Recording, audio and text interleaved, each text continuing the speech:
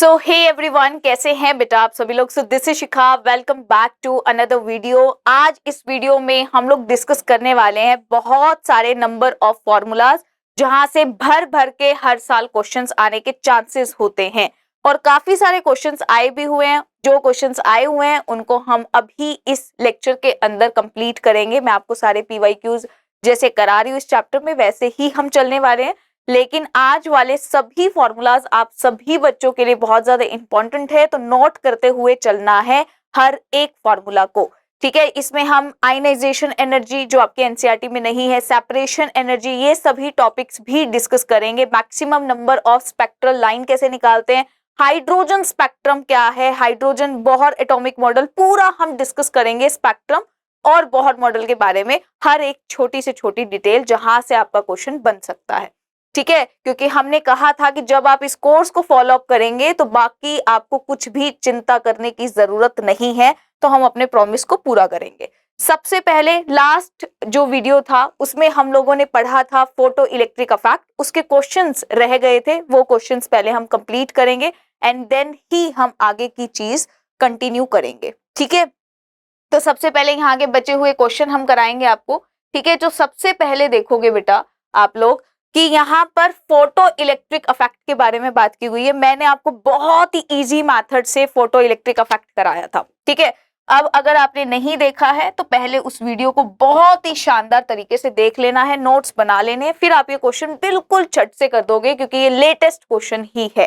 ठीक है, यहाँ पर देखो सबसे पहला फोटो इलेक्ट्रिक इफेक्ट के अंदर the photo current is proportional to the intensity, ठीक है, ऑफ इंसिडेंट रेडिएशंस। देखो कैसे हुआ, फर्स्ट ऑप्शन एक बार पढ़ लेते हैं कि अगर मैं इंटेंसिटी को बढ़ाऊं, अगर मैं क्या करूं बेटा, इंटेंसिटी को बढ़ा दूं, तो हमने क्या पढ़ा था कल कि इंटेंसिटी को बढ़ाने से फोटो इलेक्ट्रॉन्स बढ़ जाते हैं, राइट। यानी कि इंटेंसिटी डायरेक्टली प्रोपोर्शनल टू क्या था, फोटो इलेक्ट्रॉन्स। तो यहां पर हमने पढ़ा था कल number of photo electrons, right. पढ़ लिया था भाई हमने, ये तो है ना। अब जितने ज्यादा इलेक्ट्रॉन्स निकलेंगे, करंट को कैरी कौन करता है, इलेक्ट्रॉन्स ही तो करते हैं, इलेक्ट्रॉन के फ्लो की वजह से करंट है। तो अगर इलेक्ट्रॉन्स बढ़ेंगे तो जाहिर सी बात है बेटा यहां पर करंट भी बढ़ेगा, है ना, जाहिर सी बात है करंट भी बढ़ेगा। तो यानी कि क्या मैं ये बात कहूं कि इंटेंसिटी, अगर इंटेंसिटी बढ़ाने से नंबर ऑफ फोटो इलेक्ट्रॉन्स बढ़ रहे हैं तो फोटो इलेक्ट्रॉन के बढ़ने से फोटो करंट भी बढ़ेगा। तो पहला ऑप्शन क्या मेरा करेक्ट हुआ, बिल्कुल, है ना, यहां पर तो ये चीज करेक्ट हो गई। दूसरा करेंगे, maximum kinetic energy with which the photo electrons are emitted depend upon the intensity. याद करिएगा बेटा कि ये क्या, ये ऑप्शन करेक्ट है कि जितनी ज्यादा काइनेटिक एनर्जी, मतलब जिस काइनेटिक एनर्जी के साथ फोटो इलेक्ट्रॉन्स एमिट होंगे, क्या वो चीज इंसिडेंट लाइट की इंटेंसिटी पे डिपेंड करती है। ध्यान से सोच समझ के आंसर करिएगा कि जितनी भी काइनेटिक एनर्जी से फोटो इलेक्ट्रॉन्स एमिट हो रहे हैं, मतलब ऐसे हमने पढ़ा था कि ये लाइट है, ये मेटल के सरफेस पे फॉल हो रही है। अब यहाँ पर क्या है, इलेक्ट्रॉन को इजेक्ट करना है और बाकी अगर मान लो मैंने यहाँ से 10 इलेक्ट्रॉन वोल्ट एनर्जी भेजी है और 2 इलेक्ट्रॉन वोल्ट मुझे इलेक्ट्रॉन को एमिट करने में लग रही है, तो बाकी जो बची हुई एनर्जी होगी वो उसको काइनेटिक एनर्जी प्रोवाइड करेगी। तो उसने बोला जिस स्पीड से आपके फोटो इलेक्ट्रॉन्स एमिट हो रहे हैं, क्या वो इंटेंसिटी पे डिपेंड करती है। ठीक है, क्या वो इंटेंसिटी पे डिपेंड करती है। अभी अभी तो हमने पढ़ा बेटा कि इंटेंसिटी बढ़ाओगे तो नंबर ऑफ इलेक्ट्रॉन्स बढ़ेंगे, मतलब काइनेटिक एनर्जी पे कोई फर्क नहीं पड़ रहा, तो ये ऑप्शन गलत हो गया। ठीक है, उसके बाद देखो maximum kinetic energy with which photo electrons are emitted depend upon the frequency. क्या ये बात सही है, बिल्कुल सही है कि अगर आप फ्रीक्वेंसी को बढ़ाएंगे, यानी 10 की जगह अगर मैंने कल एग्जांपल लिया था, अगर हमने 12 ले लिया तो इलेक्ट्रॉन को इजेक्ट करने के लिए तो 2 इलेक्ट्रॉन वोल्ट ही चाहिए मुझे, तो बाकी बच कहाँ जाएगी, 10 बच जाएगी। तो 10 सारी की सारी क्या करेगी, काइनेटिक एनर्जी को बढ़ाएगी, काइनेटिक एनर्जी देगी उस इलेक्ट्रॉन को। तो यस, ये बात बिल्कुल सही है।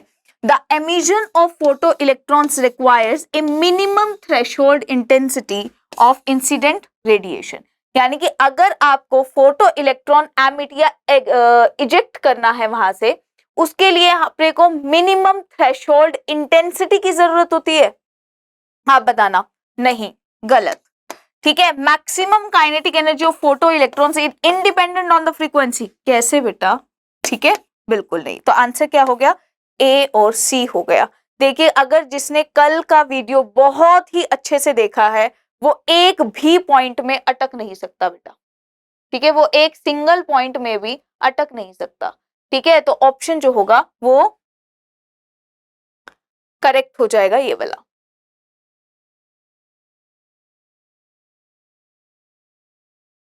क्लियर है? बात समझ में आ गई? एक भी ऑप्शन में उसको दिक्कत ही नहीं आएगी, वो देख के जस्ट बस हामी भर देगा कि हाँ यही है, बस दूर से पहचान जाएगा आंसर। इतना अच्छा कल का जो हमने वीडियो था वो उस तरीके से ही बनाया था, आपको हर चीज इजी लगे, PYQs के हिसाब से हर चीज की हुई है। स्टेटमेंट 1 यहाँ पर देखो, ये भी फोटो इलेक्ट्रिक इफेक्ट के ऊपर बेस्ड क्वेश्चन है। कल हमने बेटा स्टॉपिंग पोटेंशियल के बारे में कोई खास डिस्कशन नहीं किया था, तो मैं आपको ये करा देती हूँ। ठीक है, मतलब स्टॉपिंग पोटेंशियल मतलब क्या है? देखो, जब आपने एक मेटल का सरफेस लिया था, इसके ऊपर आपने इंसिडेंट रेडिएशंस को डाला था, ठीक है, जो एनर्जी फोटोन की फॉर्म में आ रही थी, क्योंकि यह जो फोटो इलेक्ट्रिक इफेक्ट है वो इस प्लैंक्स क्वांटम थ्योरी पे बेस्ड था। ठीक है, अब उसने कहा कि इलेक्ट्रॉन इजेक्ट हो जाएगा, भाई यहां से एक फोटोन एक इलेक्ट्रॉन को इजेक्ट कर देगा, राइट। अब स्टॉपिंग पोटेंशियल क्या कह रहा है? स्टॉपिंग पोटेंशियल आपको कह रहा है कि भाई वो पोटेंशियल, स्टॉपिंग मतलब स्टॉप करे जो, ठीक है। अब इसको वर्ड बाय वर्ड ही याद करो तो सुखी रहोगे, क्योंकि इतनी सारी चीजें हम याद कैसे रखेंगे। तो देखो, केमिस्ट्री की सबसे अच्छी चीज यही होती है कि आप किसी भी वर्ड से उसकी डेफिनेशन को निकाल लेते हो। तो अगर मैं कहूं स्टॉपिंग पोटेंशियल क्या होगा, तो क्या मैं ये बात कह सकती हूं बेटा आपको कि ऐसा मिनिमम पोटेंशियल जो कि जिससे कि उस इजेक्टेड इलेक्ट्रॉन की वेलोसिटी, ठीक है, जिससे कि उस इजेक्टेड इलेक्ट्रॉन की वेलोसिटी को जीरो कर दिया जाए, यानी कि रोक दिया जाए। ठीक है, अगर हम अपनी देसी लोकल भाषा में बात करें तो सीधी सी बात है, ऐसा पोटेंशियल जो कि उस इलेक्ट्रॉन को स्टॉप करने के लिए लगे, उसको हम उसका स्टॉपिंग पोटेंशियल बोल देंगे। इससे ऊपर और इससे ज्यादा हमें पढ़ने की जरूरत नहीं है। ठीक है, अब यहां पर एक चीज बताती हूं, अगर उस इलेक्ट्रॉन के पास पोटेंशियल एनर्जी है, फॉर एग्जाम्पल, है ना, उसके पास कितनी होगी भाई? हाफ mv² तो है ही बेटा। तो ये किसके बराबर हो जाएगा भाई? ये स्टॉपिंग, ये E यानी चार्ज इंटू में V मतलब जो आप पोटेंशियल अप्लाई कर रहे हो, स्टॉपिंग पोटेंशियल जो उसकी काइनेटिक एनर्जी को रोक देगा, वेलोसिटी को रोक देगा, वेलोसिटी को जीरो कर देगा। ठीक है, तो ये इक्वेशन बन करके आपके पास तैयार हो जाएगी, कोई भी दिक्कत नहीं है। ठीक है ना, तो मतलब ये आपके पास इक्वेशन बनके तैयार हो जाएगी। अब काइनेटिक एनर्जी किसके इक्वल था? ये भी कल हमने पढ़ा था भाई, ये इसके इक्वल था बेटा, है ना। तो इसमें कॉमन ले लीजिए प्लैंक्स कांस्टेंट को, तो ये बन गई इक्वेशन। ये लीजिए, ये इक्वेशन बन करके तैयार हो गई स्टॉपिंग पोटेंशियल की। अगर कोई इसी के ऊपर भी बेस्ड क्वेश्चन आएगा तो आप आराम से कर लेंगे, कोई प्रॉब्लम नहीं है। ठीक है, आगे चल सकते हैं। इसके बाद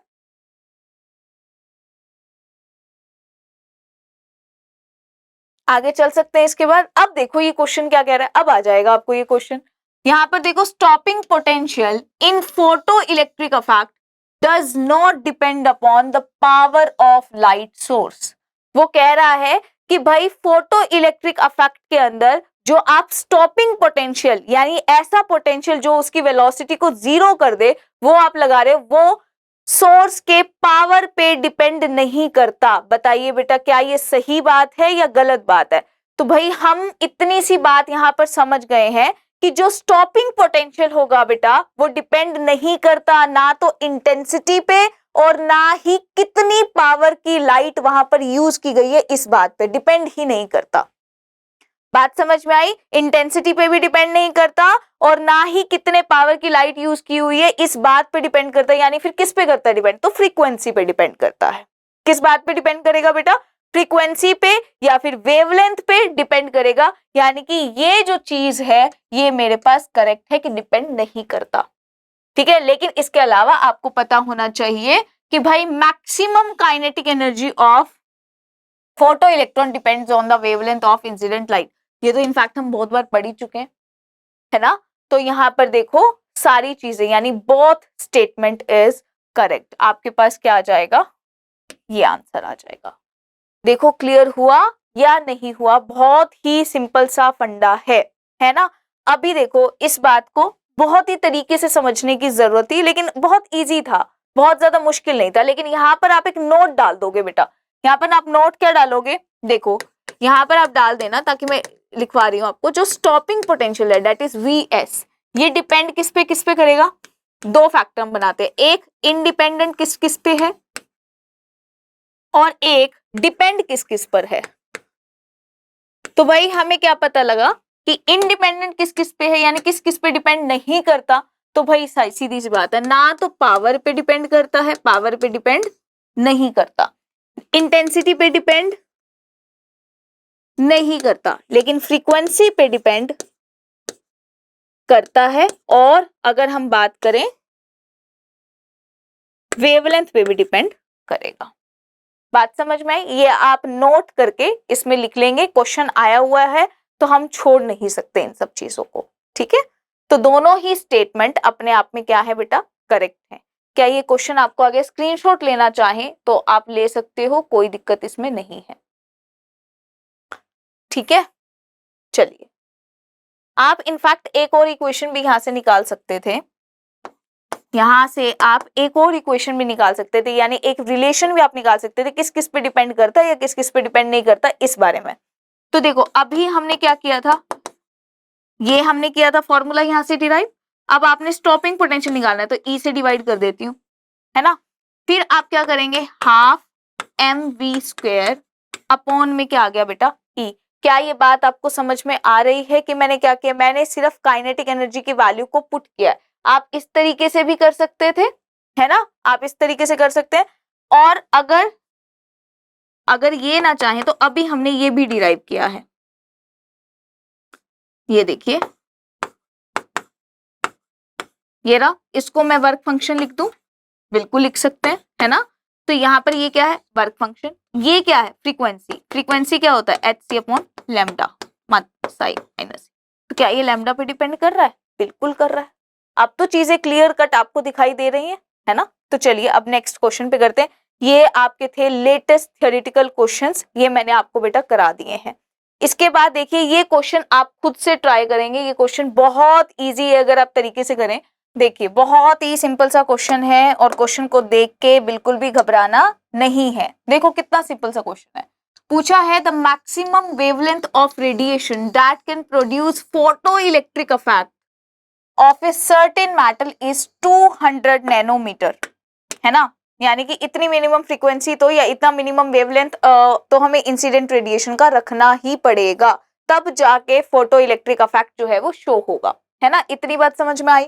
उसके बाद लिखा हुआ है द मैक्सिमम काइनेटिक एनर्जी आपको निकालना है, मैक्सिमम काइनेटिक एनर्जी आपको निकालना है, लेकिन आपको इलेक्ट्रॉन वोल्ट में निकालना है बेटा। तो यानी कि काइनेटिक एनर्जी मुझे निकालना है, लेकिन इन इलेक्ट्रॉन वोल्ट अपने को निकालना है।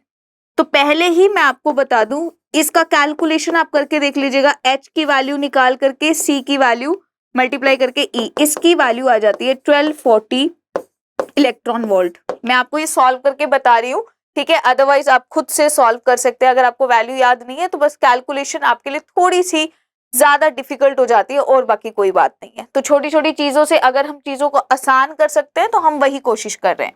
अभी यहाँ पर क्या है, एच म्यू माइनस में एच म्यू नॉट, यानी कि ये क्या है बेटा, ई माइनस में वर्क फंक्शन, है ना। याद आया होगा क्योंकि ये फॉर्मूला हम बहुत बार कर चुके हैं अभी, ठीक है। अब यहाँ पर हम क्या कह रहे हैं कि सिर्फ आपको वैल्यू पुट करनी है, बाकी कुछ भी नहीं है। यहाँ पर जब आप म्यू की वैल्यू को पुट करेंगे, H C upon lambda minus में इलेक्ट्रॉन वोल्ट में निकाल रहे हो तो इस तरीके से हो जाएगा। अब यहाँ से देखो मैंने कॉमन लिया, एच सी अपॉन में ई, यहाँ हो जाएगा 1 माइनस में लैम्डा माइनस में 1 लैम्डा नोट।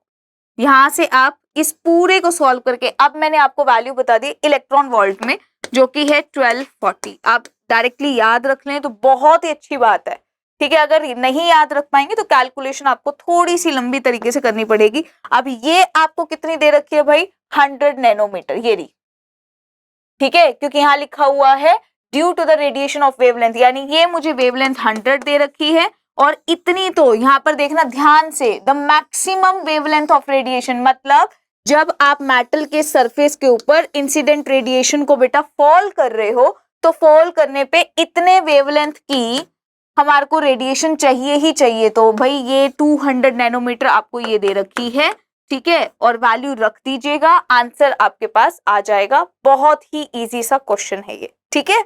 ये अब देख लो क्लियर तरीके से, बहुत इजी है, बस पहचानना था कौन सी चीज आपको किस तरीके से दे रखी है। बाकी क्वेश्चन में कुछ खास नहीं है अगर हम बात करें तो, ठीक है। चलिए अब हम चलते हैं आगे की तरफ। स्क्रीनशॉट लेना है, यू कैन टेक दैट, ठीक है, आप ले सकते हो स्क्रीनशॉट। और अब हम चलेंगे बेटा आगे की तरफ।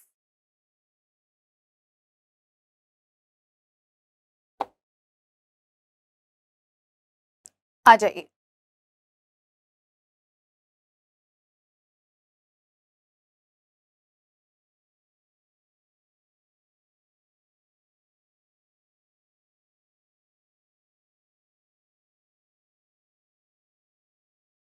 देखो यहां हम शुरू करेंगे हाइड्रोजन स्पेक्ट्रम वेवलेंथ। देखो ये अभी हमने डिस्कस किया emission spectrum, emission line spectrum, हमने सब कुछ डिस्कस कर लिया।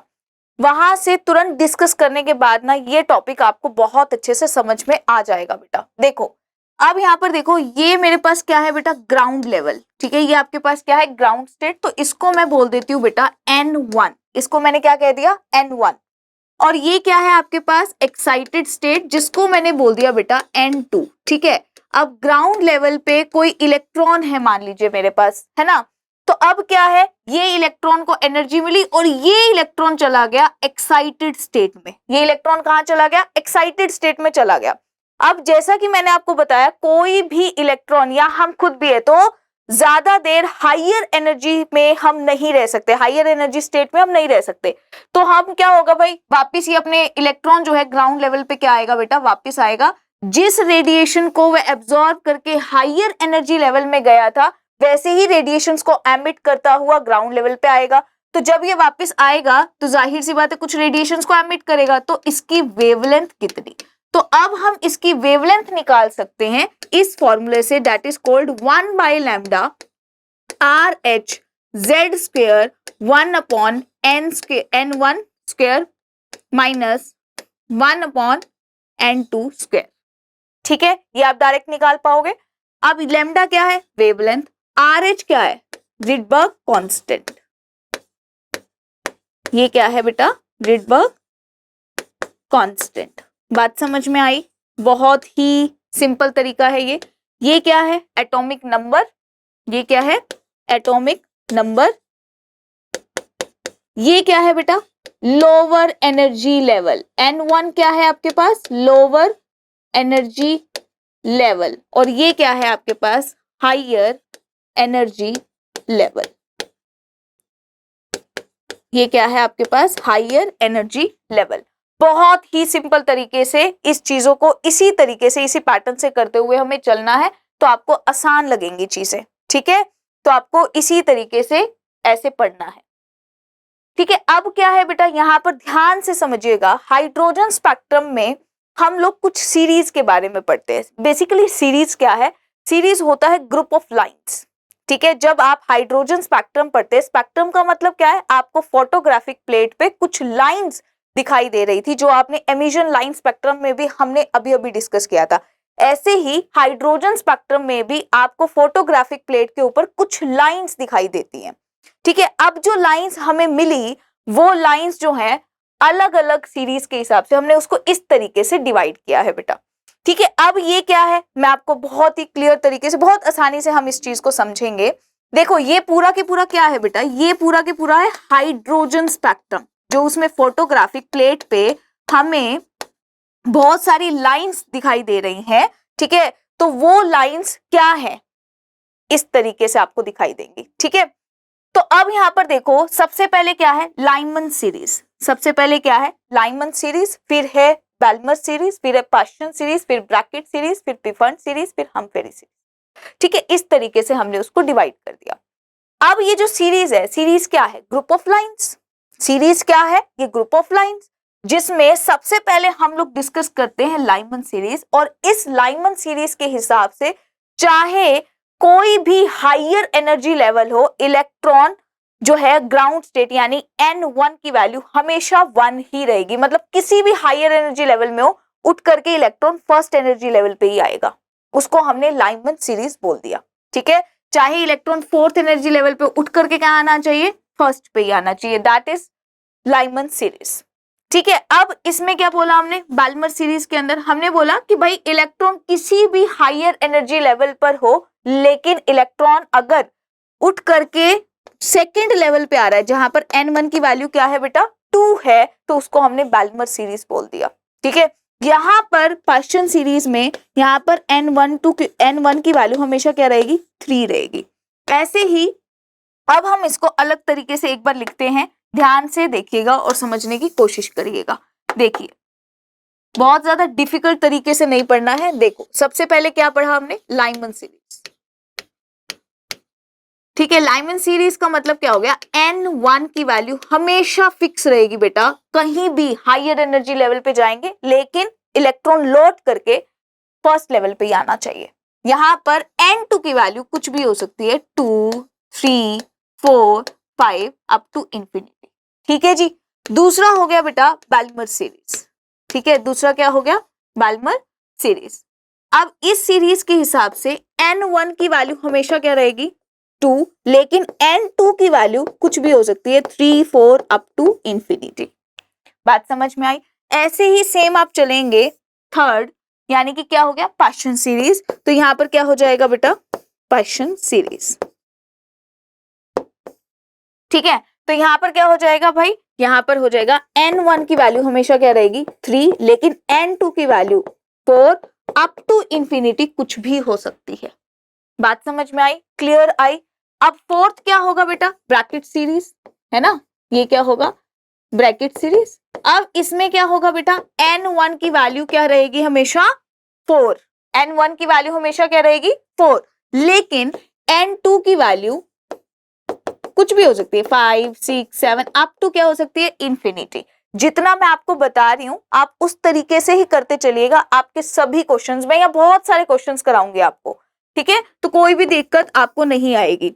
ठीक है, पिफन सीरीज, यहां पर क्या हो जाएगा बेटा, N1 की वैल्यू हमेशा क्या रहेगी, 5, लेकिन N2 की वैल्यू 6, 7 अप टू इंफिनिटी कुछ भी हो सकती है। कोई प्रॉब्लम यहां तक आपको नहीं होनी चाहिए। अब ये जो लाइमन सीरीज है, ये भी आपको याद रहना चाहिए किस रीजन के अंडर आएगी, अल्ट्रावायलेट रीजन के अंडर आएगी। ये क्वेश्चन बनता है हमारा यहां से। देखो, क्वेश्चन बहुत स्पेसिफिक बनते हैं। पहला, आपको N1 और N2 की वैल्यू दे दी जाएगी, आपसे पूछेगा कि भाई यहाँ पर किस सीरीज के अंडर ये आएगा, जो फाइनल आपका आंसर आएगा। ठीक है, कौन से रीजन में जाकर के वो आएगा, तो वेवलेंथ आपको निकालनी होगी। मान लीजिए आपकी जो वेवलेंथ की वैल्यू आई, इनमें से किसी रीजन के कॉरेस्पॉन्डिंग आई, तो आपको बताना होगा कि भाई वो कौन से रीजन में जा रहा है। लाइमन सीरीज भी आपसे पूछ सकता है, भाई लाइमन सीरीज है तो उसमें N1 की वैल्यू क्या होनी चाहिए, बाल्मर सीरीज है तो उसमें N2 की वैल्यू क्या होनी चाहिए। आपसे ये भी पूछ लेगा कि अगर मान लीजिए कोई भी इलेक्ट्रॉन थर्ड लेवल से फर्स्ट लेवल पे आ रहा है, तो बताइए कौन सी सीरीज के अंडर गया ये। तो थर्ड से आ किस पे रहा है, आपको ये देखना, फर्स्ट पे आ रहा है, तो लाइमन सीरीज हो गया बेटा।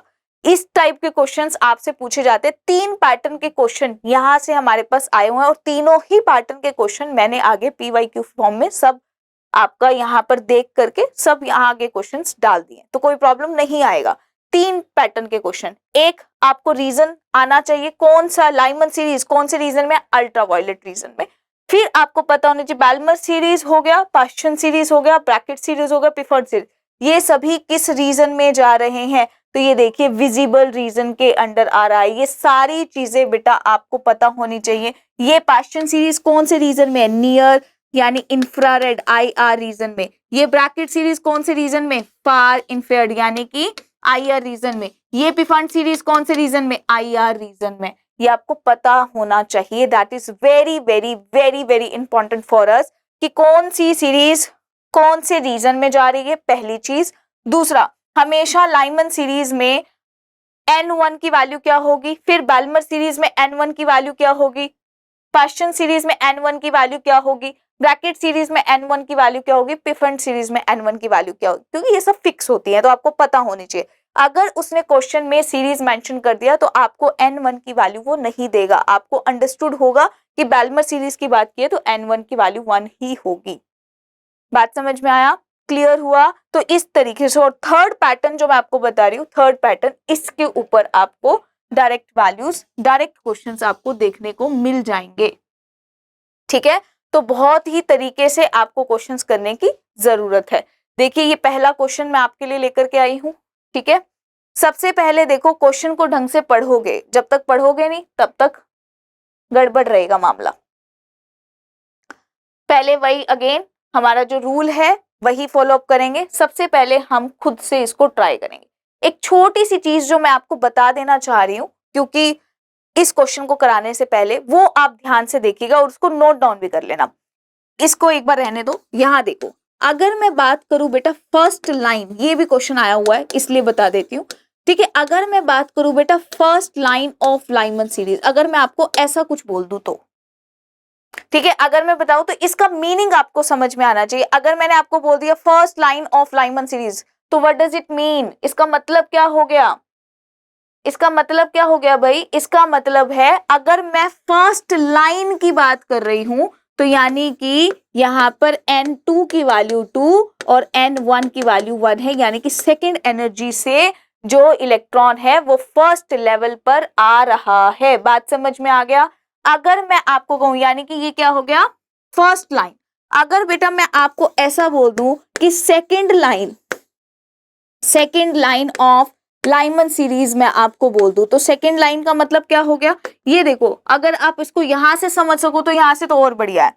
ठीक है, आप देखो ये क्या हो गई? फर्स्ट लाइन, 2 से फर्स्ट पे आ रहा है। ये क्या हो गई? सेकेंड लाइन, तो यानी थर्ड से फर्स्ट पे आ रहा है। बात समझ में आया? क्लियर हुआ? तो यहां पर आपको अंडरस्टूड होगा कि जो लेवल है N1 पे तो आ ही रहा है इलेक्ट्रॉन, लेकिन कौन से लेवल पे? अगर मैंने सेकेंड लाइन बोला है तो थर्ड से आ रहा है इलेक्ट्रॉन, थर्ड लेवल से फर्स्ट पे आ रहा है, यानी N2 की वैल्यू।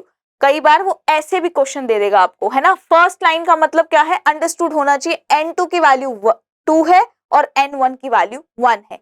सेकेंड लाइन का मतलब अंडरस्टूड होना चाहिए आपको कि N2 की वैल्यू 3 और N1 की वैल्यू बेटा 1 होगी। बात समझ में आ रही है?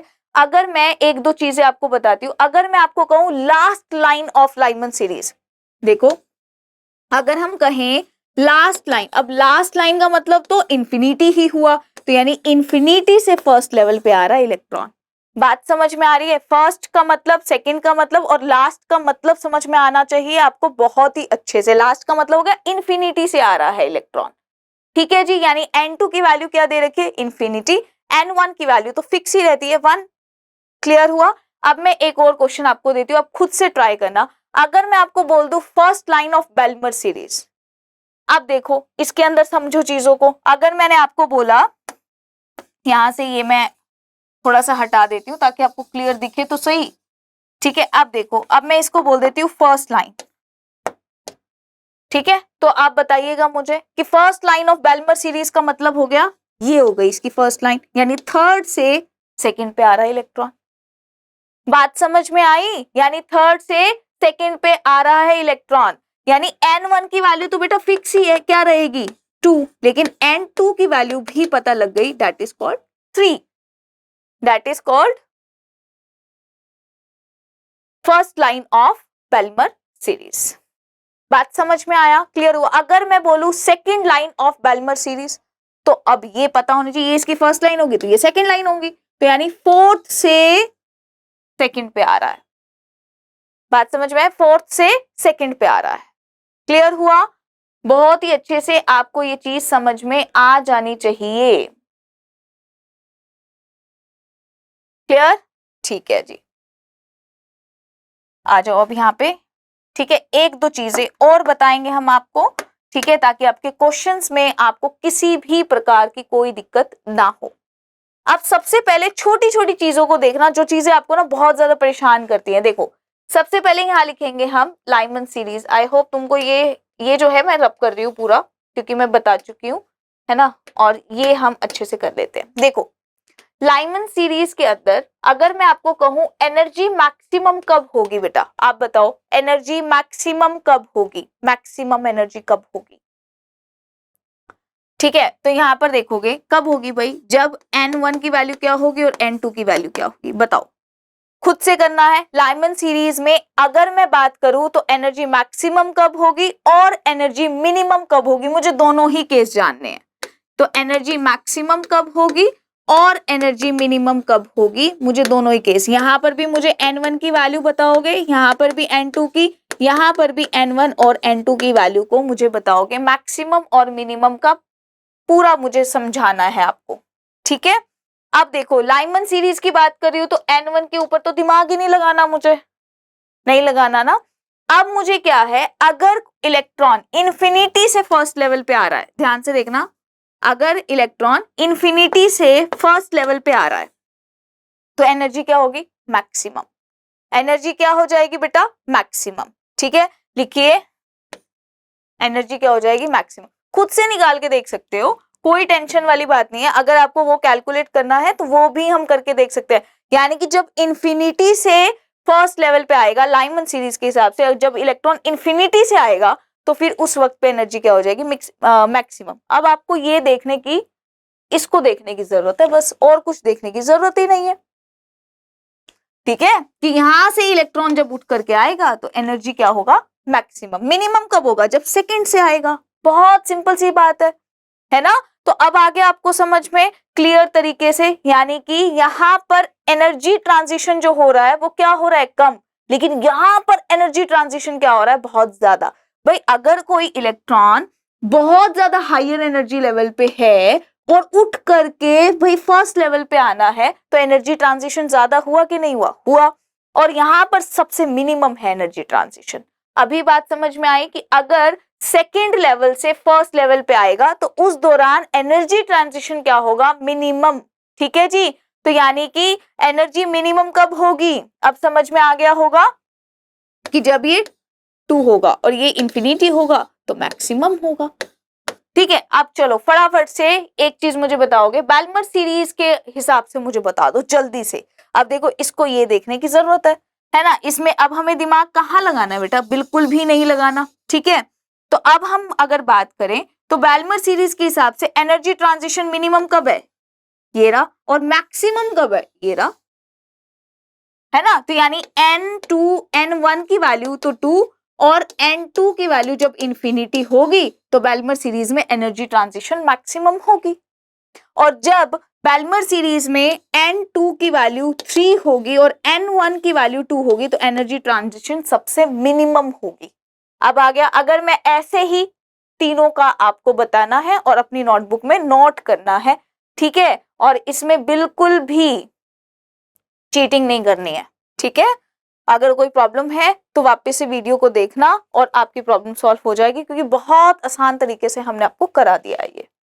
अब चलिए अब करते हैं हम ये न्यूमेरिकल, अब आपसे हो जाएगा, कोई प्रॉब्लम आपको नहीं आएगी, ठीक है। अब देखिए क्वेश्चन क्या कह रहा है, in an hydrogen atom an electron jump from the third orbit to the first orbit.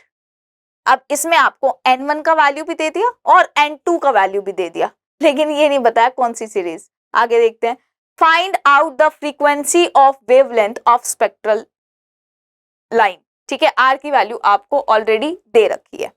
तो भाई हमें एक फॉर्मूला पता है क्या, ठीक है, ये क्या हो गया, फ्रीक्वेंसी, ठीक है। अब यहाँ पर क्या है, RH और Z स्क्वायर 1 में N1 स्क्वायर और माइनस 1 N2 का स्क्वायर। बहुत सिंपल सी बात है ना।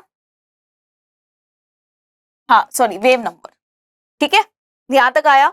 अब देखो N1 की वैल्यू दे रखी है, N2 की वैल्यू दे रखी है, RH क्या है, कांस्टेंट, लेकिन R की वैल्यू भी आपको दे रखी है, Z की वैल्यू आपको पता है क्योंकि हाइड्रोजन एटम है। क्या हम लैम्डा नहीं निकाल सकते बेटा, निकाल सकते हैं ना। तो भाई इसमें करना ही क्या है, तो अब पहले ये देखो फर्स्ट ऑर्बिट पे आ रहा है, यानी कि लाइमन सीरीज की बात हो रही है, यानी N1 की वैल्यू फर्स्ट है।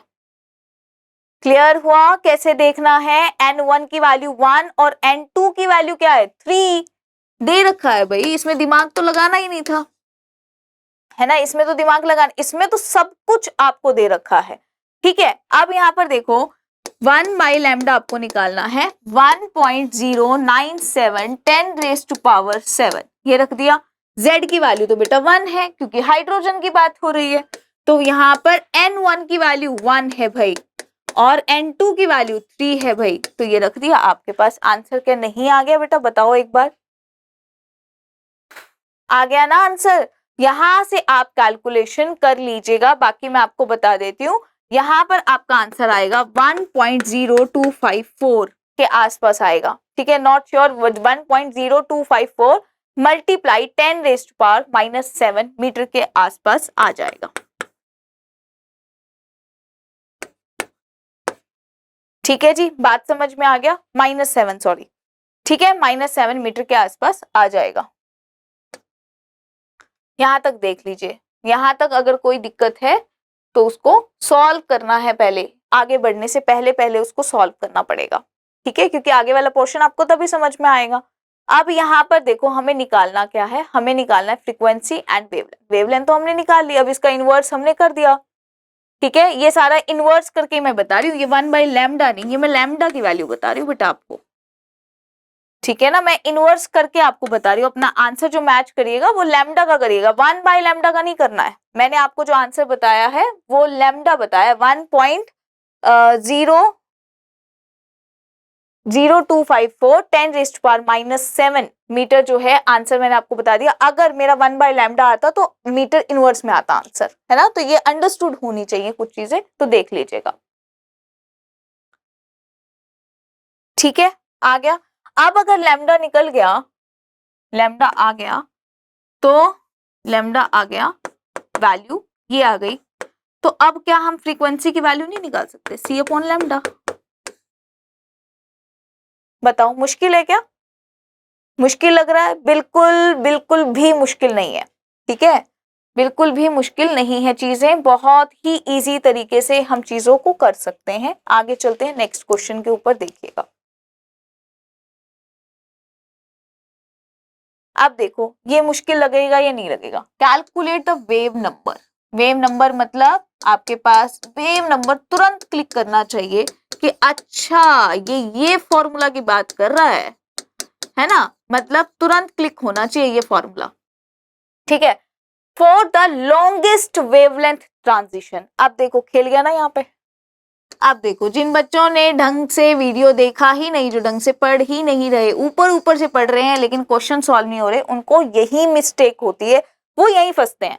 तो longest wavelength transition in the Balmer series. अब देखो देखो ये दे दिया हिंट, यानी कि अगर हम कहें तो क्या हमने यहां से एक चीज तो फाइंड आउट कर दी, जो कि है N1 की वैल्यू 2 आएगी भाई, ये तो मुझे पता लग ही गया, है ना। ये तो मुझे पता लग गया कि N1 की वैल्यू जो है वो 2 ही आएगी, क्योंकि उसने बाल्मर सीरीज का नाम दे दिया है, ठीक है जी, बात समझ में आई। अब देखो क्या लॉन्गेस्ट वेवलेंथ का मतलब एनर्जी मिनिमम है?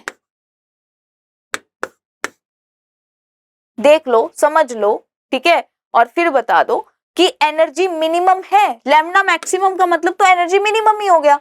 अब यानी कि अगर यहाँ पर N1 की वैल्यू 2 है तो इससे नेक्स्ट लाइन पे मिनिमम ट्रांजिशन होगा, यानी कि N2 की वैल्यू बेटा 3 हो गई। ऐसे कर लिया करो, जरूरी नहीं है हर चीज, कई जगह कॉपी पेन समझ में आया तो चला लेना चाहिए,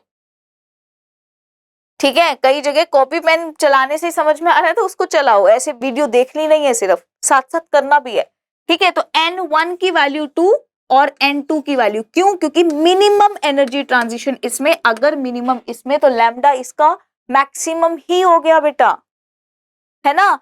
अब यहां पर हम कहेंगे कि अगर मैंने लैम्डा मैक्सिमम है तो यहाँ एनर्जी मिनिमम यानी N1 और N2 की वैल्यू निकल गई, तो पुट करना है सिर्फ, और हाइड्रोजन है तो Z की वैल्यू 1 है, RH की वैल्यू हमें पता है, RH तो कांस्टेंट है ना, रिडबर्ग कांस्टेंट है। तो भाई क्या मुश्किल यहाँ पर रह गई है वो बताओ। क्या हम वैल्यूज को पुट नहीं कर सकते? क्या हम वैल्यू को पुट नहीं कर सकते? बिल्कुल कर सकते हैं। तो क्या यहाँ पर हम रख देते हैं वैल्यू 1.097 10⁻⁷ मीटर इनवर्स। Z की वैल्यू 1 आ गया, N1 की वैल्यू कितना है भाई 2 और इसकी वैल्यू कितनी आ गई 3 का स्क्वायर। देखो आंसर आ जाएगा आपका, कैलकुलेशन करना है आपको। बात समझ में आया? ठीक है, अब सॉल्व कर लीजिएगा। 1/4 इसको सेम माइनस में 1/9, तो यहाँ कितना हो जाएगा 9 - 4 सॉरी एलसीएम लीजिएगा, एलसीएम लेकर के सॉल्व करिएगा और उस हिसाब से आंसर को लिख लीजिएगा। ठीक है, मैं आपको टोटल आंसर जरूर बता देती हूँ ताकि अगर आपका मान लो सही है गलत है आपको पता तो लगे। तो आपका आंसर आ जाएगा 1.52 10⁻⁴, देखना हाँ इसका आंसर आ जाएगा बेटा 1.52 10⁻⁶ मीटर इनवर्स। ये मैंने आपको बताया 1/λ। ठीक है, क्योंकि 1/λ ही वेव नंबर होता है, उसने वेव नंबर ही पूछा था। क्लियर, उसने वेव नंबर ही पूछा था तो 1/λ ही निकाला है हमने। ये आपका जो कैलकुलेशन है वेव नंबर आया आपका 1.52 10⁻⁶। ये पूरी कैलकुलेशन करके अगर आपका ये आंसर आ रहा है तो आप बिल्कुल सही हो, ताकि आप इस वीडियो के बाद कहीं आंसर निकालने कहीं और वेबसाइट पे ना चले जाएं। तो बजाय उसके पूरा कैलकुलेशन खुद से सॉल्व करना, बाय कैलकुलेटर नहीं करना है बेटा। कैलकुलेटर वहां अलाउड नहीं होता तो यहाँ भी अलाउड नहीं होना चाहिए। आपकी कैलकुलेशन फास्ट कैसे होगी? चलिए अब देखोगे, देखते हैं। आओ भाई, the region in the electromagnetic, latest question है बेटा, बहुत ही ध्यान से करेंगे। देखो, the region in which electromagnetic spectrum where the Balmer series, पूछ लिया ना मैंने, जितने पैटर्न आपको बताए उस पैटर्न के क्वेश्चन देख रहे हो आप। तो कौन सा रीजन था? विजिबल रीजन, बाकी आगे वाले सारे रीजन IR थे। तो यानी कि आंसर आ गया ये। अब मैं एक छोटी सी बात बताती हूँ, देखो Lyman series, Balmer series, Paschen series, पिफर्न सीरीज। ठीक है, यहां पर देखो एक बार फिर से मैंने आपको सारी करानी है। एक बार मैं आपको एक छोटी सी चीज बताना चाह रही हूँ। पहले क्या लिखा? Lyman series, Balmer series, Paschen series, Brackett series और अच्छा बी लिखना भूल गया, ठीक है, और पिफर्न सीरीज। ये लीजिए, कई जगह H, ठीक है, हेम्पेरी सीरीज। यानी कि इसका फुल नाम लिखो लाइमन, एक बार रिवाइज करेंगे पूरा, आप अपनी नोटबुक में मेरे साथ साथ बनाओगे। बेल्मर सीरीज,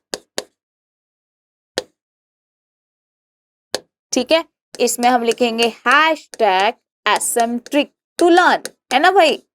तो चलिए एक बार इसको तैयार करते हैं पूरा के पूरा। भाई एक जगह डेटा इकट्ठा करना है ना, ठीक है, क्वेश्चन भी बन जाए और दिक्कत भी ना आए, तो वो काम तो बेटा हमें अपने लिए खुद ही आसान करना पड़ेगा। ठीक है, तो यहाँ देखो, और डिफरेंट सीरीज पूरा याद कराएंगे आपको। ऐसे ही आपने खुद ने चार्ट बनाना है बेटा, ताकि हमारे लिए चीजें आसान हो। ये आता नहीं है इसलिए आपको नहीं कराया गया, लेकिन मैंने बता दिया है कि हम क्यों रिस्क लें, हम छोड़े ही क्यों कोई चीज, है ना भाई। चलिए एनसीईआरटी में है तो बताएंगे हम। तो N1 की वैल्यू फिक्स है, N1 की वैल्यू फिक्स है 2, N1 की वैल्यू 3 फिक्स है, N1 की वैल्यू 4 फिक्स है, और N1 की वैल्यू 5 यहाँ फिक्स है, और यहाँ पर N1 की वैल्यू फिक्स है। बात समझ में आई? ऐसा ही बनाना है इसको। क्लियर? चलिए अब यहाँ पर देखिए N2 की वैल्यू 2 3 अप टू इंफिनिटी, यहाँ देखिए N2 की वैल्यू यहाँ पर 3 4 अप टू, इससे नेक्स्ट वाले अप टू इंफिनिटी, ठीक है, तो इससे नेक्स्ट वाला अप टू इंफिनिटी तक हम ले सकते हैं N2 की वैल्यू। N2 की वैल्यू 5 6 अप टू इंफिनिटी तक कुछ भी ले सकते हैं, N2 की वैल्यू 6 7 अप टू इंफिनिटी तक कुछ भी ले सकते हैं। बात समझ में आ रही है? क्लियर हो रही है? ये कौन से रीजन में जा रहा है? देखो सारा डेटा एक जगह इकट्ठा कर रहे हैं हम, ठीक है, ये जाएगा अल्ट्रावायलेट रीजन में।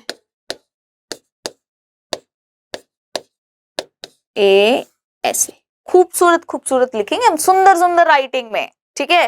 लास्ट टाइम पे अब हमें जब हम फाइनल नोट्स फाइनल रिवीजन करेंगे ना, तो हमको ये सब भी नहीं पढ़ना बेटा, ये जो हमने अभी किया ना ये सब भी नहीं पढ़ना। हम डायरेक्ट क्या करेंगे, हम डायरेक्ट ये पढ़ेंगे जो अब हम चार्ट बना रहे हैं वो पढ़ने वाले हैं हम, समझ रहे हो। तो मतलब कितना मिनिमाइज हो जाएगा हमारा पोर्शन, मतलब सारी बुक ना पढ़ के अरे इतना पढ़ लो, सारा कुछ लिखा हुआ है इसमें। तो यहाँ क्या हो जाएगा, विजिबल रीजन। ये सारे क्या थे, IR रीजन। ठीक है, तीनों पैटर्न के क्वेश्चन क्या कवर अप होते दिखाई दे रहे हैं हमें? बिल्कुल कवर अप हो रहे हैं, तीनों पैटर्न के क्वेश्चन हमें दिखाई दे रहे हैं यहाँ पे। ठीक है, सीधी सी ट्रिक लगा देना, LBP BPA। ठीक है, LBP BPA, LBP। मैं तो हमेशा बेटा ऐसे, बहुत सारे लोग अलग अलग तरीके से ट्रिक बनाते हैं, कोई बड़ी बात नहीं है, मैंने आपको कुछ अलग या कुछ स्पेशल, लेकिन जितना सिंपल रखें उतना ही फायदा है। LBP BPA, सीधी सी बात है, इसको आप इस तरीके से तीनों पैटर्न का क्वेश्चन यहां से आपका निकल करके आ जाएगा, आपको कुछ अलग स्पेशल पढ़ने की जरूरत नहीं है। ठीक है, सारे मैंने एक जगह इकट्ठा कर दिया।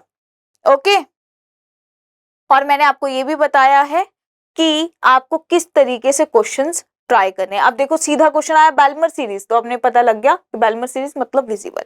क्लियर दिखाई दे रहा है चीजें? ठीक है, और इसके अलावा जो फॉर्मूला है वो भी आप लिख लीजिएगा। ठीक है, क्लियर। अब इसमें छोटा सा एडिशन और करेंगे हम। छोटा सा एडिशन क्या करेंगे, जो भाई जिन बच्चों को सारी चीजें एक ही साथ याद नहीं रहते उनका भी तो सोल्यूशन करेंगे ना हम, तो यहाँ पर आप याद करेंगे। मैं एक का एग्जाम्पल लेंगे, बाकी सब सेम, वो आपको खुद से करना है। तो अब हम करेंगे, इसमें एनर्जी मिनिमम कब होगा, जब N1 की वैल्यू 1 और N2 की वैल्यू 2 होगी। ठीक है, इसमें एनर्जी मैक्सिमम कब होगा, जब N1 की वैल्यू 1 लेकिन N2 की वैल्यू इंफिनिटी होगी। अब ये दो चीजें आपको खुद से बाकी सबके लिए लिखनी है, इसी सेम में लिखनी है कि इसके लिए एनर्जी मिनिमम कब होगी, इसके लिए एनर्जी मिनिमम कब, अब खुद से लिख लेंगे। एक हिंट अप मैंने आपको कर दिया। और जिस वक्त पे बेटा एनर्जी मिनिमम होगी तो जाहिर सी बात है लैम्डा मैक्सिमम होगी, और जिस वक्त पे एनर्जी मैक्सिमम होगी लैम्डा मिनिमम होगी। सारे क्वेश्चन कवर अप होते दिख रहे हैं अभी? अभी तो कोई दिक्कत नहीं होगी। तो हमारी है ना फेमस SM ट्रिक, तो ये वो यही है आपकी। ठीक है, LBP BPA। ठीक है, हाँ छोटी छोटी बातें आपको याद रखनी। लाइमन बेलमर सीरीज, यहाँ पर B का मतलब बेलमर है, यहाँ पे ब्रैकेट है, थोड़ी सी चीजों को आप याद रखिएगा। सॉरी BPH हो गया बेटा। ठीक है, क्लियर। आगे चलेंगे नेक्स्ट।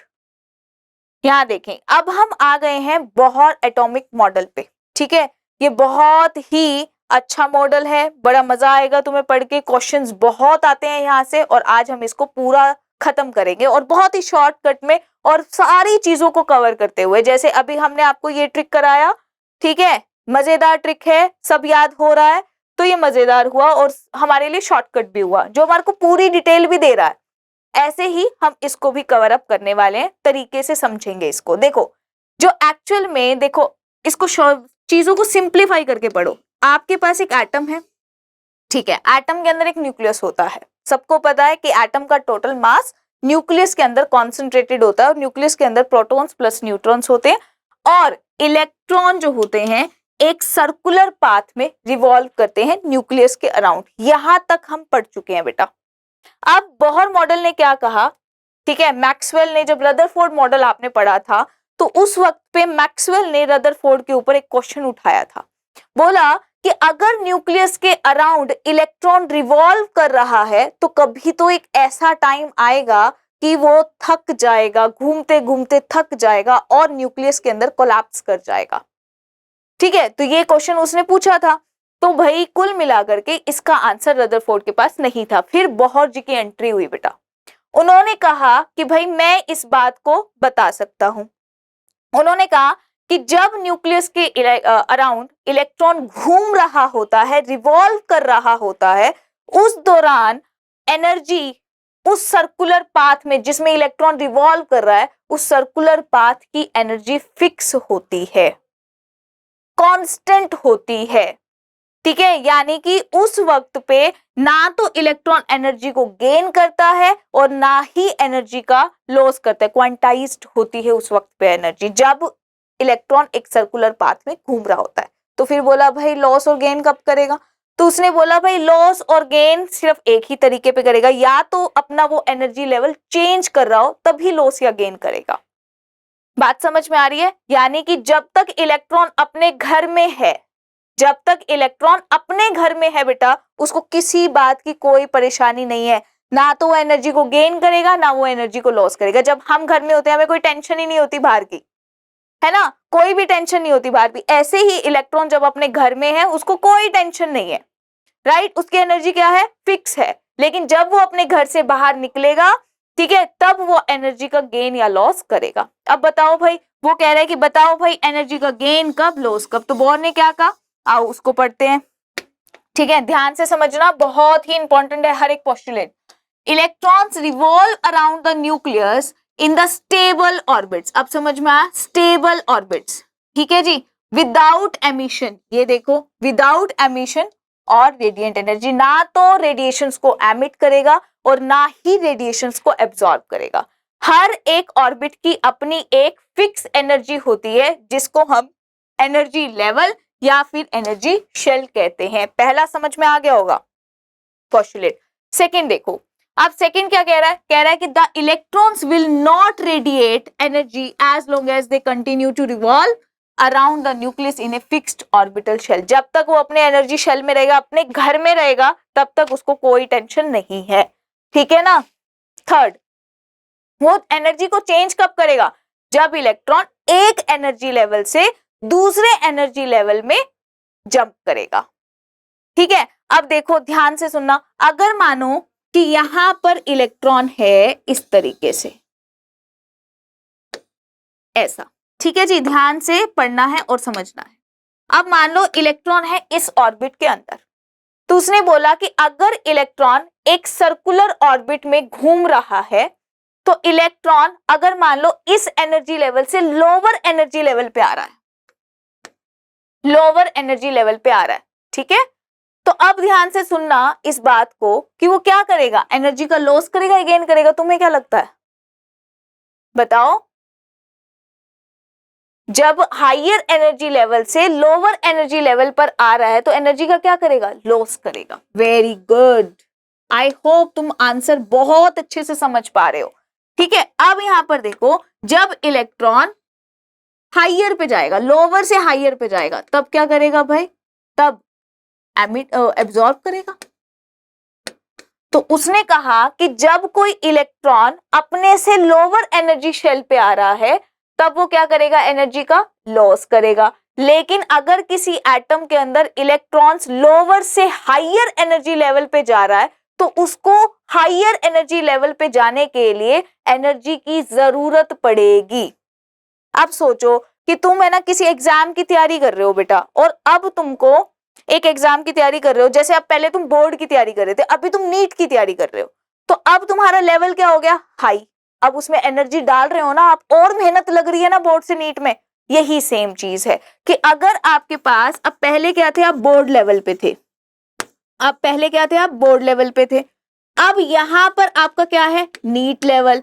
तो जब आप बोर्ड से नीट लेवल पर आ रहे हो, तो आपकी एनर्जी लग रही है कि नहीं लग रही है आपके ऊपर, आपको ऐसा लग रहा है कि भाई बोर्ड और नीट में फर्क पता लग रहा होगा अब आपको, राइट। बहुत ज्यादा पढ़ना पड़ रहा है, बहुत मेहनत लग रही है, दिन रात एक कर रखा है, 24 घंटे में से 14 घंटे हम पढ़ रहे हैं।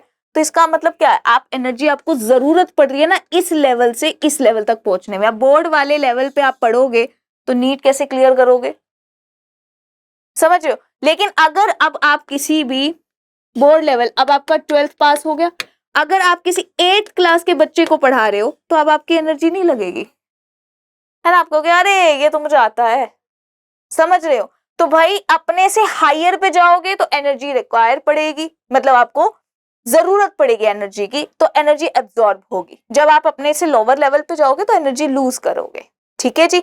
बात समझ में आ गया होगा बहुत अच्छे से। नेक्स्ट पोस्टुलेट समझते हैं। The energy absorbed or emit is equal to the difference between the energy of two energy levels and it can be determined by the Planck's equation. उसने बोला जितनी भी एनर्जी एब्जॉर्ब या एमिट हुई वो equal हो जाएगी difference of energies between two energy levels. बहुत सिंपल सी बात है, ठीक है, तो ये उसने कहा है, बहुत इजी है, ये हमारे लिए बहुत इंपॉर्टेंट है बेटा, ये हमारे लिए इंपॉर्टेंट है। ये आपको क्या कह रहा है, the angular momentum of the electron revolving in the energy shell is given by, यानी कि ये क्या है, एंगुलर मोमेंटम, यानी कि जब इलेक्ट्रॉन किसी भी सर्कुलर पाथ में रिवॉल्व कर रहा है, then it will be the multiple integral of NH upon 2 pi. ये आपको पता होनी चाहिए, ये इंपॉर्टेंट है हमारे लिए, क्योंकि आगे भी हमारे काम आएगी। यहाँ पे n की वैल्यू क्या है, number of energy shell, me क्या है, मास ऑफ इलेक्ट्रॉन, v क्या है, वेलोसिटी, r क्या है, रेडियस, h क्या है, प्लैंक्स कांस्टेंट। बात समझ में आ गया, इस स्टेटमेंट को अच्छे से पढ़ लीजिएगा। और अब यहाँ पर समझेंगे हम Bohr model for hydrogen and hydrogen like species, यानी कि बहुत ही इंपॉर्टेंट पार्ट अब हम कवर करने वाले हैं। अब ध्यान से समझना है और बिल्कुल कंसंट्रेट करना है, क्योंकि यहां से अगर हम डेरिवेशन करते हैं तो आपके डेरिवेशन जो है वो आपके काम का भी नहीं है, क्योंकि हम नीट का पेपर दे रहे हैं। तो इसको ध्यान से बस समझना, जितना मैं बता रही हूँ, और सारे फॉर्मूलाज को एक जगह आपको कलेक्ट करना है, ठीक है। इसमें हमें उसकी भी जरूरत पड़ेगी जो आपने पहले Rutherford extension of numerical expression जो हमने किया था, ठीक है। आई होप तुमने वो वीडियो अच्छे से देख लिया हो, तो वहां वाला आपको पोर्शन याद होगा। देखो अब है क्या बात, ये एक एटम है, ठीक है ना। अब एटम के अंदर न्यूक्लियस है और इसमें इलेक्ट्रॉन रिवॉल्व कर रहा है, ठीक है, ये तो हम सबको पता है, इसमें कौन सी बड़ी बात है।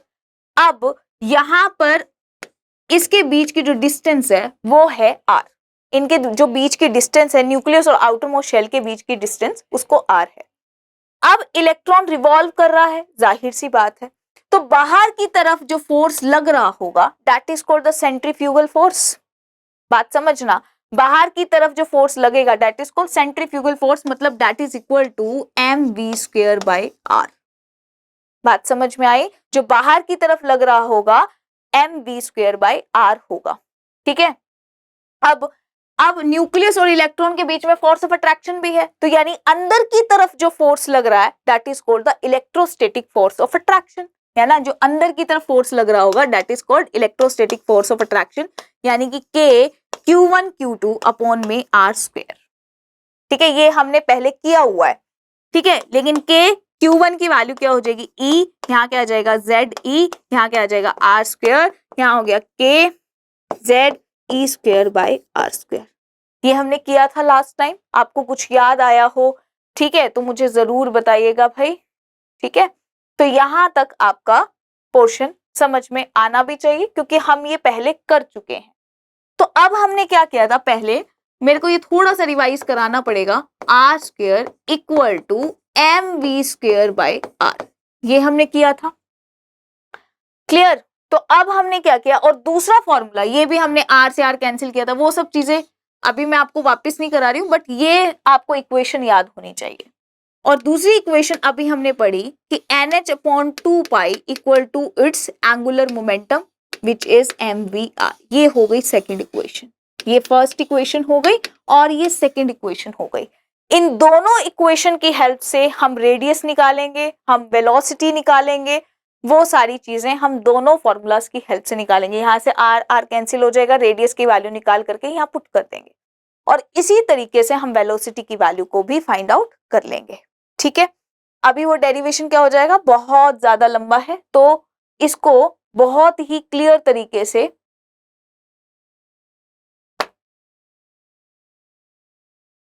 बहुत ही छोटे तरीके से हम करते हुए मैं आपको बता रही हूं, आप इसको ध्यान से समझना। यहां से आपके Rn की वैल्यू आ जाएगी 0.52, ध्यान से सुनना, ये मैं आपको पूरा कैलकुलेट करके बता रही हूं बेटा, ठीक है, यानी कि 0.529 n² बाय z एंगस्ट्रॉम। ये बात समझ में आई, आपको डायरेक्ट आनी चाहिए वैल्यू, आपको कोई डेरिवेशन याद नहीं करना, आपको बहुत क्लियर शब्दों में मैं ये बता रही हूं, आपको बहुत ही डायरेक्ट ये सब बहुत ही अच्छे से आना चाहिए, ठीक है। न्यूमेरिकल तभी सॉल्व होंगे आपके, ये ध्यान रखिएगा। अगर मैं अब हाइड्रोजन की बात करूं तो क्या Z की वैल्यू 1 हो जाएगी, बिल्कुल हो जाएगी, तो R1 की वैल्यू 0.529 हो जाएगी, बताइए, है ना। N के लिए जो R1 की वैल्यू है, R1 की वैल्यू 0.529 हो जाएगी। बोलो, अगर मैं यहाँ पर तो n की वैल्यू 1 ले लिया, अब n की वैल्यू आप ले लीजिए 2, यहाँ पर 1 ले लिया था, यहाँ पर ले लीजिए 2। तो अगर अब आप n की वैल्यू 2 करेंगे तो 0.529 यहाँ पर हो गया बेटा n स्क्वायर, तो यहाँ 2 स्क्वायर आ जाएगा। यहाँ R3 की वैल्यू रखेगा 0.529, यहाँ आ जाएगा 3 का स्क्वायर। यहाँ R4 की वैल्यू निकालेगा 0.5294 का स्क्वायर, और इसी तरीके से जो है n की वैल्यू को आप पुट लगातार कर सकते हैं, कोई प्रॉब्लम नहीं है। यहाँ से आपको R वाली चीज समझ में आ गई होगी। यानी कि अब हम समझें तो यानी कि Rn की वैल्यू 0.529 n स्क्वायर मेरे पास आ जाएगी। ये किसके लिए हमने निकाला? हाइड्रोजन एटम के लिए हमने निकाला। यानी कि क्या हम यहाँ से ये भी कह सकते हैं कि n स्क्वायर बाई z के डायरेक्टली प्रोपोर्शनल होता है Rn? देखो भाई,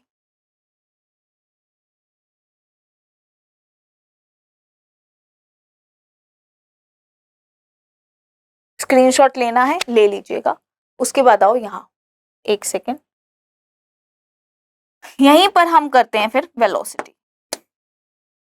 अब देखो वेलोसिटी निकालनी है तो 2.19। अब ये भी वैल्यू बेटा मैं आपको बहुत ही क्लियर बता रही हूँ, ये वैल्यू भी आपको याद होनी चाहिए, ऐसे ही याद होनी चाहिए, z बाय n।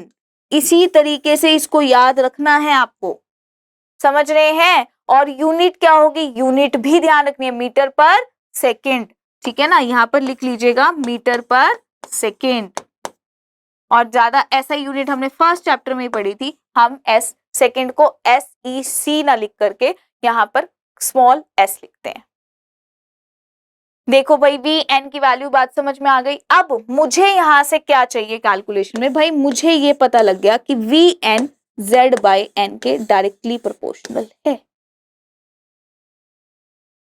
यहां से मेरे पास Rn आ गया, यहाँ मेरे पास Vn आ गया। मुझे यहाँ से पता लगा जो रेडियस है directly proportional to n square है, यहाँ से मुझे पता लगा Vn directly inversely proportional to n है। ये बात मेरे काम की है।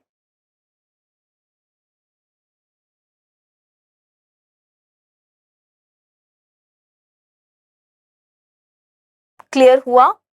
बात समझ में आई होगी बहुत ही अच्छे से, है ना? ये चीज हमें बहुत अच्छे से स्टडी करनी पड़ेगी। हर एक फॉर्मूला आपकी नोटबुक में अलग होना चाहिए। हालांकि जब मैं लास्ट लेक्चर लूंगी इस चैप्टर का तो मैं आपको पूरा एक स्क्रीन पे वो सारे फॉर्मूला जरूर प्रोवाइड करने की पूरी कोशिश करूंगी मैं आपको, ठीक है? ये देखिए अब चलेंगे।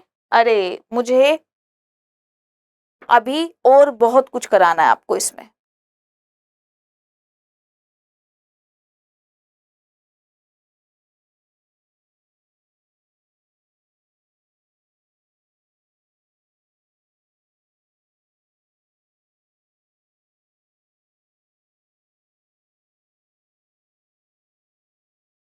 ठीक है, यहां तक आप स्क्रीनशॉट ले लीजिए बेटा, क्योंकि मेरे को ये पूरा एक बार हटाना पड़ेगा, ठीक है?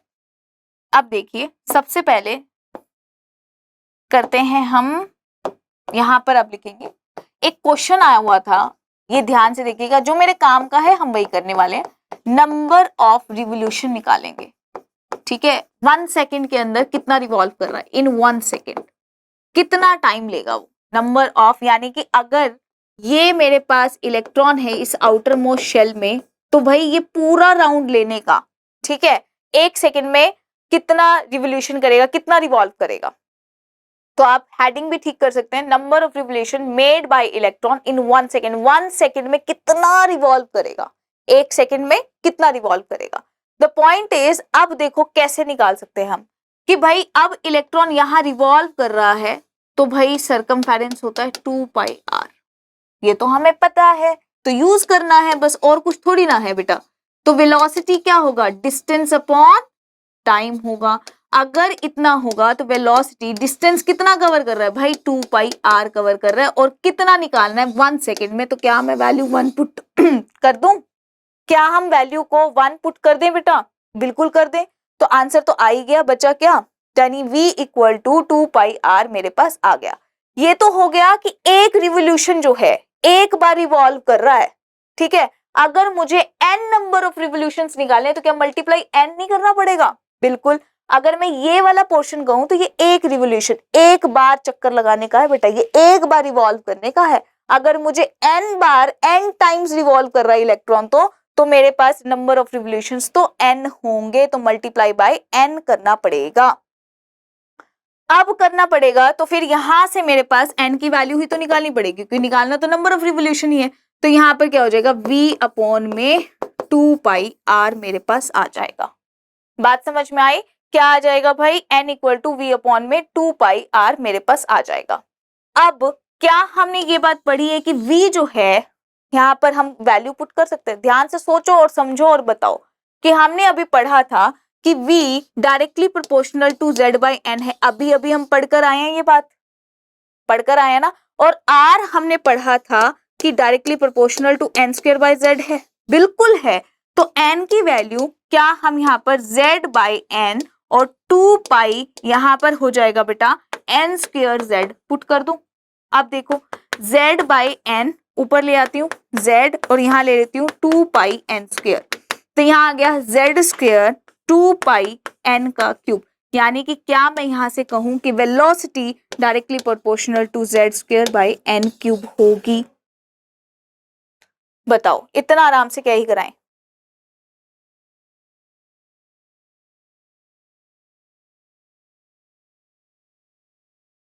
बात समझ में आया? क्लियर हुआ? अच्छा, एक सेकेंड बेटा, यहाँ पर n आएगा। हाँ n, ठीक है, वेलोसिटी की वैल्यू पुट कर दी थी। यस, n की value n directly proportional to z square by n cube होगा। अब टाइम कितना लगेगा 1 रिवोल्यूशन में? ठीक है, यहाँ तो 1 सेकेंड, यहाँ तो हमें टाइम पता था। अगर मैं अब आपसे पूछूं कि एक रिवोल्यूशन में टाइम कितना लगेगा, तो यार t की वैल्यू निकाल लेंगे। क्या बड़ी बात है हमारे लिए तो बहुत चीजें आसान हो गई हैं, है ना। यानी कि v क्या है बेटा, यहाँ पर देखो 2 पाई r। अब t की वैल्यू यहाँ रख दो, t निकाल लो अब यहाँ से, 2 पाई r बाई v। निकल गया टाइम, है ना। यहाँ से क्या निकल गया बेटा, टाइम निकल गया। बताओ इसमें क्या ही मुश्किल है। अब ये उल्टा हो गया, रिवर्स ही तो हो गया एज इट इज, यानी कि इसका भी रिवर्स कर दें हम, यानी कि time directly proportional n cube by z square हो गया। रिवर्स कर दिया मैंने तो, है ना, आ गया अभी। यानी कि ये क्या है, एक रिवोल्यूशन करने में कितना टाइम लगेगा, और ये हमने क्या निकाला कि 1 सेकेंड में कितनी बार रिवॉल्व करेगा, नंबर ऑफ रिवोल्यूशंस निकाल लिए। बहुत ही सिंपल है। आ गया बात समझ में? क्लियर हो गया? तो बताइए, नेक्स्ट टॉपिक होगा आपका energy of electron. Next topic हो जाएगा आपका एनर्जी ऑफ इलेक्ट्रॉन। अब हम निकालेंगे एनर्जी ऑफ इलेक्ट्रॉन। ये टॉपिक भी आपको आ गया होगा अभी तक, क्योंकि हमने इससे पहले पढ़ लिया है पोटेंशियल एनर्जी, इससे पहले हम पढ़ चुके हैं काइनेटिक एनर्जी, और इससे पहले हम ये भी पढ़ चुके हैं कि total energy potential plus kinetic energy के इक्वल होता है। ये तो हम पहले ही आपको बता चुके हैं, और रिलेशंस भी हम आपको करा चुके हैं, है ना। अब हमने ये पढ़ा था कि पोटेंशियल एनर्जी क्या होता है बेटा, खुद से याद करना है भाई, सोचना है कि मैम ने क्या कराया था, minus k Z e square by r. Yes, k Z e square by r, खुद से याद करो ताकि बार बार याद हो। अब यहाँ पर पोटेंशियल एनर्जी क्या था, बस मैम हाफ लग जाएगा, प्लस हाफ। यस, बिल्कुल सही, प्लस हाफ लग जाएगा, ये हो जाएगा। टोटल एनर्जी क्या था, माइनस हाफ लग जाएगा, बाकी सब तो सेम ही था ना, सेम। अब यहां से मैं आपको बता देती हूँ बेटा कि यहाँ पर एनर्जी निकालेंगे तो एनर्जी का फॉर्मूला क्या बनेगा, तो भाई एनर्जी यानी ई एन की बात करें तो यहाँ पर भी आपको डायरेक्ट याद होना चाहिए, -13.6। याद रखना इस बात को, ऐसे भूलना नहीं है। तो यहाँ पर करोगे -13, अब आपको यूनिट्स भी याद होनी चाहिए, -13.6 multiply Z square by N square, Z square by N square. समझ लोगे, इलेक्ट्रॉन वोल्ट पर एटम, यानी इतना एनर्जी पर एटम लग रहा है, इतना एनर्जी पर एटम लगा रहे हैं। बात समझ में आ रही है, -13.6 multiply Z square by N square. आपको इतनी बात समझ में आनी ही चाहिए और याद भी होनी चाहिए। अब आपको ये पता होना चाहिए कि 1 इलेक्ट्रॉन वोल्ट कितने जूल के बराबर है, क्योंकि भाई ये तो कन्वर्जन छोटी छोटी चीजें हैं, यही तो चीजें हमारे को न्यूमेरिकल में वीक कर देती हैं। तो 1.6 × 10⁻⁻⁻ 16 जूल के बराबर होगा। कितना? 1.6 × 10⁻⁻⁻19 जूल के बराबर होगा। अब यहां पर अगर मैं इसको जूल पर एटम में निकालू फिर तो भाई हम बताएंगे, क्योंकि डायरेक्ट वैल्यूज आपको याद होनी चाहिए। तो फिर En की वैल्यू कितनी हो जाएगी बेटा? यहां पर आ जाएगी -2.18। ध्यान से सुनिएगा, क्योंकि ये सारी वैल्यूज आपके लिए बहुत ही ज्यादा इंपॉर्टेंट है और डायरेक्ट याद हो तो मजा ही आ जाएगा। तो -2.18 10⁻⁻18 Z²/n²। बात समझ आ गई है? ये हो जाएगा जूल पर एटम में।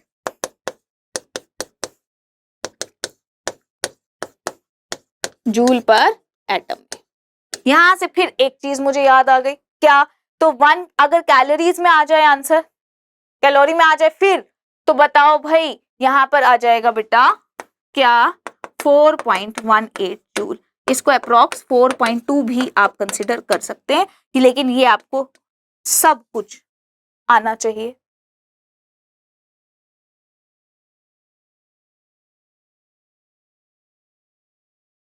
क्लियर हुआ? अब हम इसके लिए हाइड्रोजन की वैल्यू को निकाल लेंगे।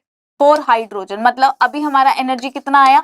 एनर्जी आया -13.6 Z²/n²। यहाँ पर आया इलेक्ट्रॉन वोल्ट पर एटम। यही था ना? अगर मैं हाइड्रोजन के लिए निकालूं तो यहाँ पर 1 आ जाएगा बेटा। अगर मैं हाइड्रोजन के लिए निकालूं तो क्या ये चीज 1 आ जाएगी, यानी E1 निकालूं। अगर मैं E1 की बात करूं, n की वैल्यू 1 ले ली, -13.6 Z² मतलब 1² और 1², तो यहाँ पर आंसर कितना आ जाएगा? -13.6। अगर मैं कहूं E2 की वैल्यू बेटा, तो यहां से -13.6 × 1 का स्क्वायर अपॉन में 2 का स्क्वायर। इस तरीके से आप E1, E2, E3 की सारी वैल्यूज निकाल सकते हैं। और क्या मैं ये बात कह सकती हूँ, देखो इसकी वैल्यू कितनी आएगी, एक बार मेरे कहने से कैलकुलेट करना बेटा, एक बार मेरे कहने से कैलकुलेट करना।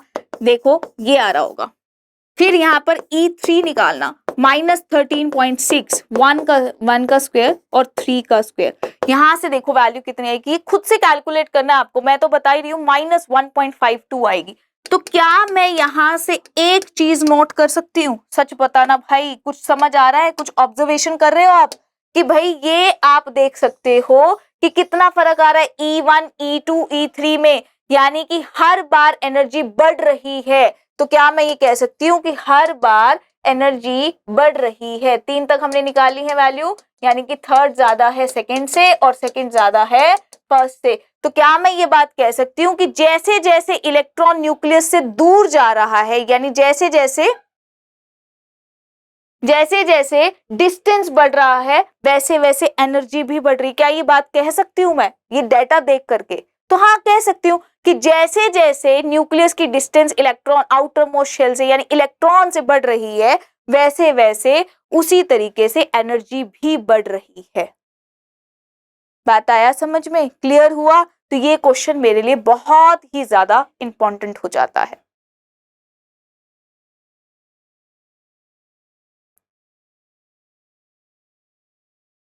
क्लियर हुआ बेटा? और अभी अगर आप एनर्जी का डिफरेंस देखोगे तो यहां पर देखना एनर्जी का डिफरेंस 2 - 1, ये हमेशा ज्यादा होगा 3 - 2 से।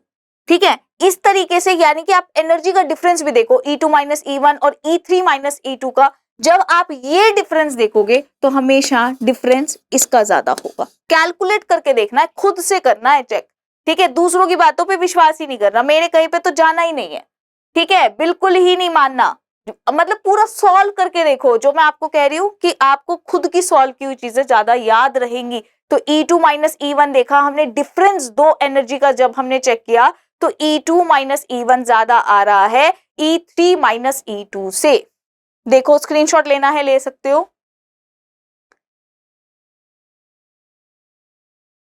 क्लियर हुआ? अगर मैं इसका डिफरेंस भी देखूं तो E4 - E3 से ज्यादा है, इसका डिफरेंस भी देखूं तो E5 - E4 से ज्यादा है। तो यानी कि डिफरेंस जो एनर्जीज का है वो भी इस तरीके से वेरिएशन कर रहा है। क्लियर हुआ? समझ में आया? देखो यहाँ तक आपको बहुत ही अच्छे से समझ में आना चाहिए। नेक्स्ट वीडियो में हम लोग डिस्कस करेंगे आयनाइजेशन एनर्जी, सेपरेशन एनर्जी। हम लोग आगे पूरा के पूरा चैप्टर जो है वो पूरी अच्छे से पूरी चीजें मैंने कवर करी हैं आपको। इसके अलावा एक्स्ट्रा कुछ भी पढ़ने की जरूरत आपको नहीं है। आप सारे पीवाई क्यूज लगा के देखना, डीपीपी क्विज वगैरह कहीं भी आप नहीं अटकोगे। एक क्वेश्चन डीपीपी में आपको मिलेगा आयनाइजेशन का, वो मैं अभी आपको करा देती हूँ इनफैक्ट, क्योंकि अभी मुझे याद आया कि क्विज में आपका इस तरीके के क्वेश्चंस हैं। ठीक है, अब देखो आयनाइजेशन एनर्जी निकालेंगे तो क्या हो जाएगा बेटा, ई इंफिनिटी माइनस में E1। इसमें तो आपको कोई भी मेहनत किसी भी प्रकार की करनी ही नहीं है। ई इंफिनिटी क्या, ई इंफिनिटी क्या, जीरो, जीरो, क्योंकि साइज कितना आप देखो, ई इंफिनिटी क्या होगा, जीरो ही तो होगा। अब यहाँ पर E1 निकालोगे, अभी हमने वैल्यू निकाली बेटा 13.6 z² बाई n² से निकाली ना E1 की वैल्यू। तो जब आप देखेंगे तो वैल्यू कितनी आ जाएगी भाई, यहाँ पर आ जाएगी आयनाइजेशन एनर्जी कितनी आ जाएगी, ध्यान से देखना, माइनस माइनस प्लस हो जाएगा, यहाँ माइनस है और ये माइनस है। ये था इलेक्ट्रॉन वोल्ट पर एटम, तो माइनस माइनस देखो यहाँ पे प्लस हो गया। ठीक है, तो यहाँ बढ़ गया प्लस 13.6 आ गया। ठीक है, बात समझ में आई? कैसे आया, प्लस आएगा आंसर, माइनस नहीं आएगा, क्योंकि माइनस माइनस प्लस हो गया है। ठीक है, n की वैल्यू 1 है तो n की वैल्यू भी खत्म करो, n की वैल्यू भी खत्म हो गई, क्या बचा हो सिर्फ z, तो ये आ गया वैल्यू, ये बची आपके पास आयनाइजेशन एनर्जी। इतनी क्लियर हो गया, बस यहीं तक आज हम करने वाले हैं। ठीक है, बाकी हम कवर करेंगे नेक्स्ट वीडियो में। टिल देन अपना ध्यान रखिएगा। 700 प्लस